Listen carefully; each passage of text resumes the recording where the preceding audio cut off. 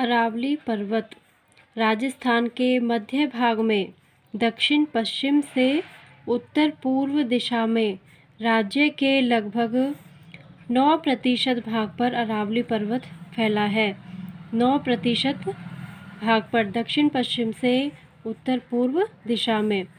यह विश्व के सबसे प्राचीन पर्वतों में से एक है, जो दक्षिण में गुजरात के खेड़ ब्रह्मा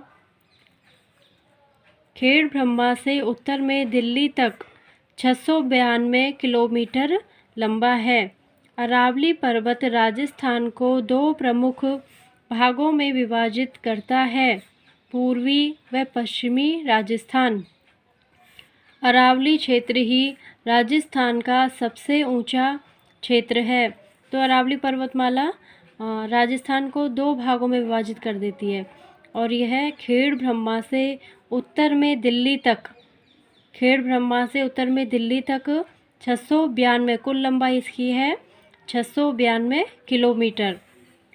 राज्य के खनिज संसाधन मरुस्थल के पूर्व की ओर प्रसार को रोकना, अधिकांश नदियों का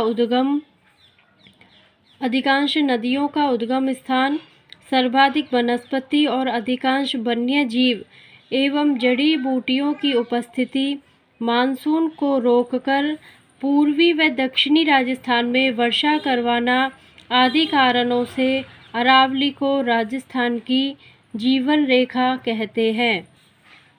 राजस्थान में अरावली पर्वत की सबसे ऊंची पर्वत चोटी गुरु शिखर, जो सिरोही जिले में स्थित है। सबसे ऊंची पर्वत चोटी है गुरु शिखर, 1722 मीटर। पूर्वी मैदान राजस्थान का पूर्वी मैदानी भाग चंबल, बनास, बाणगंगा एवं उनकी सहायक नदियों द्वारा निर्मित है, जो विस्तृत रूप में गंगा के मैदान का ही हिस्सा है। राज्य के लगभग 23% भाग पर फैले इस मैदान का चंबल नदी के आसपास का क्षेत्र नाली अपरदन के कारण अत्यधिक ऊबड़ खाबड़ हो गया है, जिसे चंबल के बीहड़ या डांग उत्कात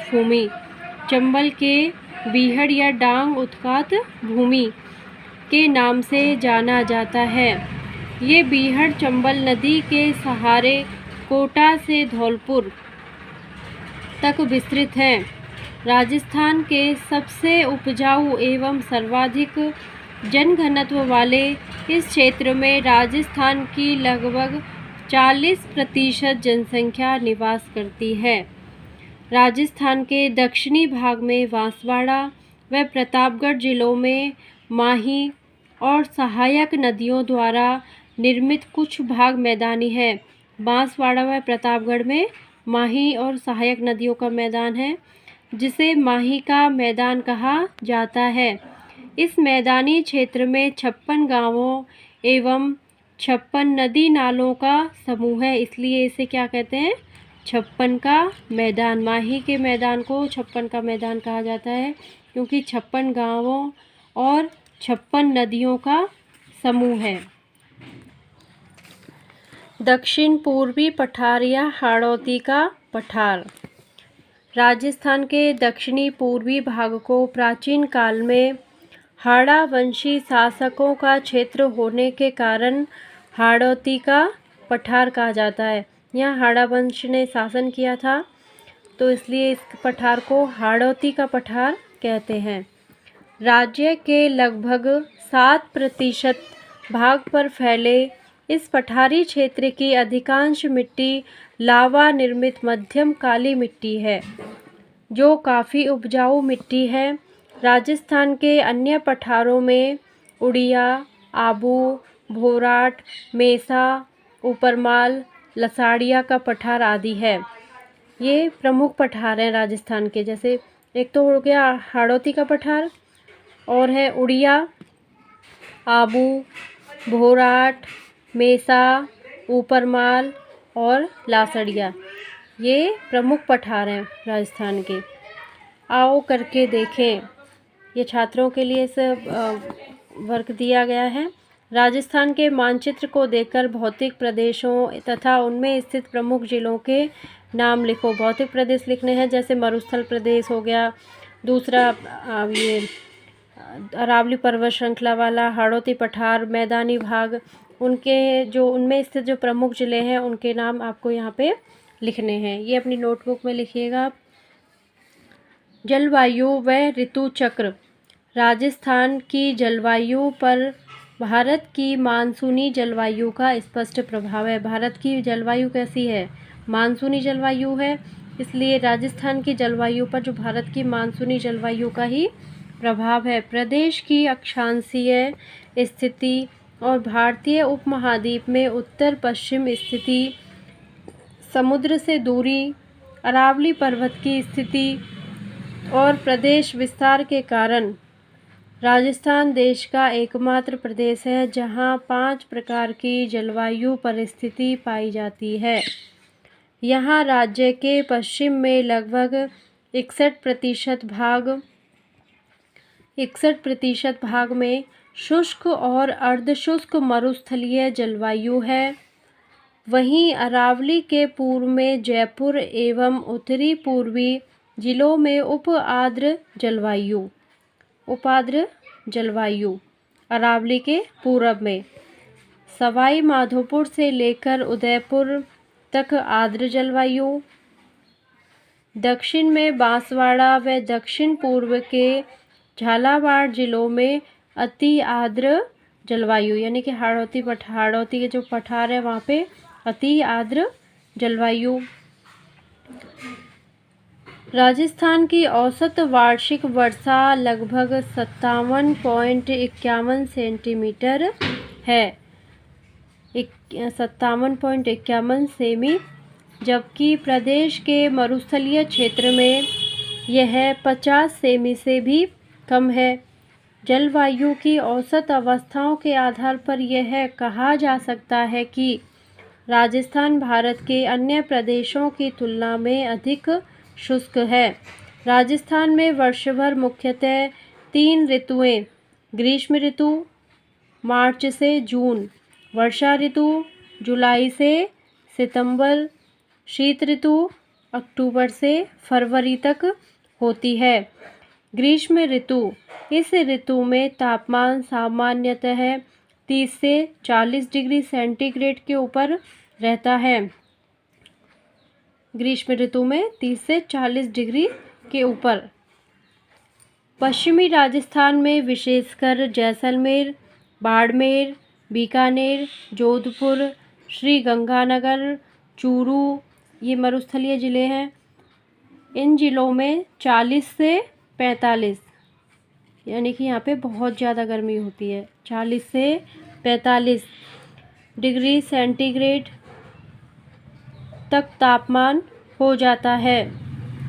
थार मरुस्थल भारत का अत्यधिक गर्म प्रदेश है, जिसका कारण है रेत, क्योंकि रेत जल्दी गर्म होती है।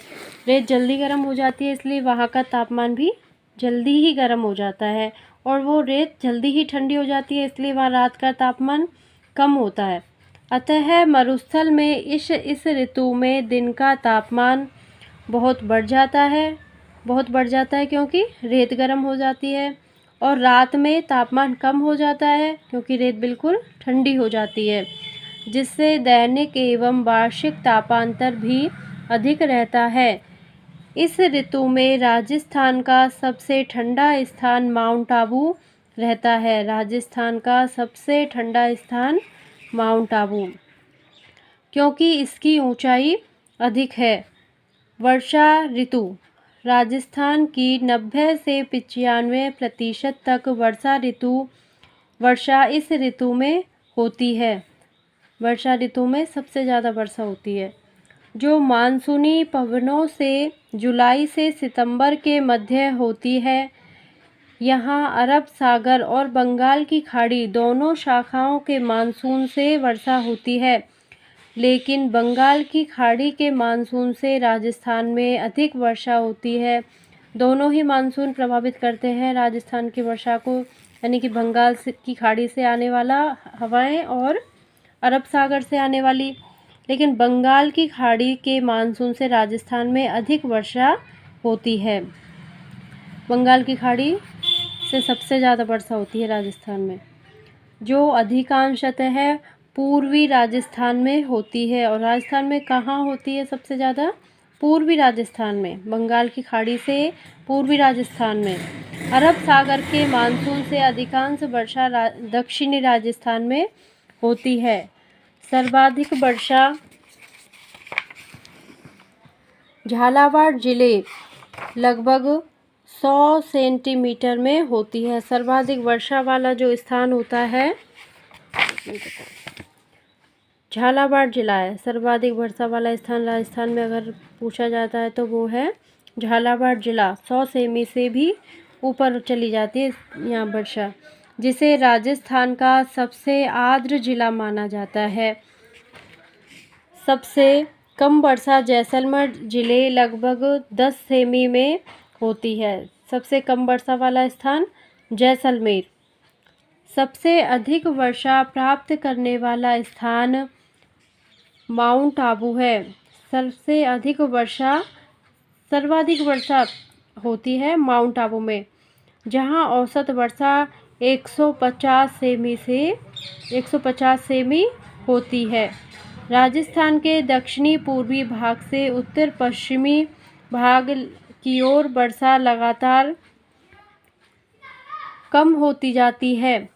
अरावली के पूर्व में 50 सेमी से अधिक और पश्चिम में 50 सेमी से कम वर्षा होती है। अतः अरावली के सहारे 50 सेमी सम वर्षा रेखा राजस्थान को 2 भागों में विभाजित करती है। शीत ऋतु।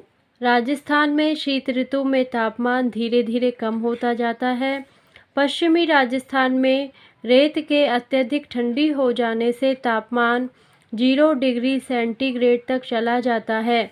ऊंचाई के कारण ही इस ऋतु में माउंट आबू राजस्थान में अधिक ठंडा रहता है।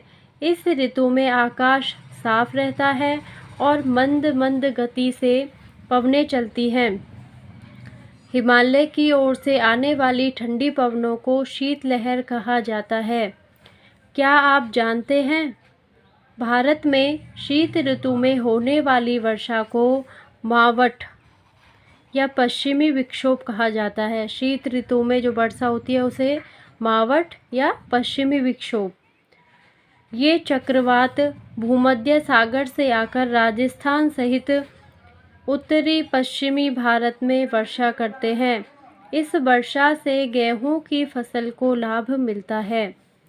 अकाल और मरुस्थलीकरण।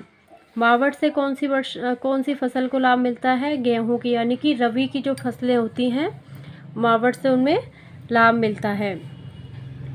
अकाल और मरुस्थलीकरण। राजस्थान में वर्षा सामयिक, अपर्याप्त, अनिश्चित एवं अनियमित होती है तथा वर्षा का वितरण भी असमान है। अतः राज्य को बार बार अकाल और सूखे की स्थिति से निपटना पड़ता है। पश्चिमी राजस्थान का अधिकांश क्षेत्र प्रतिवर्ष सूखे का सामना करता है। इसी सूखे के कारण पशु पक्षियों के लिए चारा, पानी, मनुष्यों के लिए अनाज व पेयजल की कमी की स्थिति हो जाती है, जिसे अकाल कहा जाता है। कम वर्षा यहाँ की जलवायु का प्राकृतिक स्वभाव है, लेकिन मानवीय स्वार्थों ने जिस तरह विवेकहीन ढंग से वनों की कटाई की है, भूमिगत जल का अतिदोहन किया है, पारंपरिक जल संसाधन प्रबंधन की उपेक्षा की है, उसका प्रतिकूल प्रभाव परिदेश के परितंत्र पर पड़ा है। भौतिक एवं मानवीय कार्यों द्वारा जब उपजाऊ भूमि बंजर एवं रेतीली मिट्टी में परिवर्तित हो जाती है तो उस क्रिया को मरुस्थलीकरण कहते हैं। राजस्थान के पश्चिमी भाग में लगातार मरुस्थल का विस्तार हो रहा है, फिर भी पंक्तिबद्ध वृक्षारोपण कर वर्तमान में इसे कम करने के प्रयास किए जा रहे हैं। ये हो गया पाठ खत्म। आओ करके देखें। ये शिक्षक के द्वारा किए जाने वाले क्रियाकलाप हैं जो बच्चों से वो करवाते हैं। आपका ज़िला किस भौतिक प्रदेश में, यानी कि आप जिस ज़िले में रहते हैं उसका भौतिक प्रदेश लिखिए। पहचान कर उस भौतिक प्रदेश की प्रमुख विशेषताओं को लिखिए। अपने शिक्षक की सहायता से राजस्थान के रूपरेखा मानचित्र में समवर्षा रेखाओं द्वारा वर्षा के वितरण को दर्शाइए। शब्दावली। बंजर। बंजर का मतलब है अनुपजाऊ। अनुपजाऊ जहाँ मतलब उपजाऊ खेती नहीं की जा सकती, बंजर अनुपजाऊ। भूगर्भिक पृथ्वी के अंदर। अतिदोहन। अतिदोहन मतलब अधिक उपयोग। बीहड़ उत्खात भूमि। नदी जल के कटाव से बनी ऊबड़ खाबड़ भूमि। नदी जल के कटाव से बनी ऊबड़ खाबड़ भूमि। समवर्षा रेखा। मानचित्र पर समान वर्षा वाले स्थानों को जोड़ने वाली। समवर्षा रेखा समान वर्षा वाले स्थानों को जोड़ने वाली काल्पनिक रेखा। ये हो गया पूरा पाठ। धन्यवाद।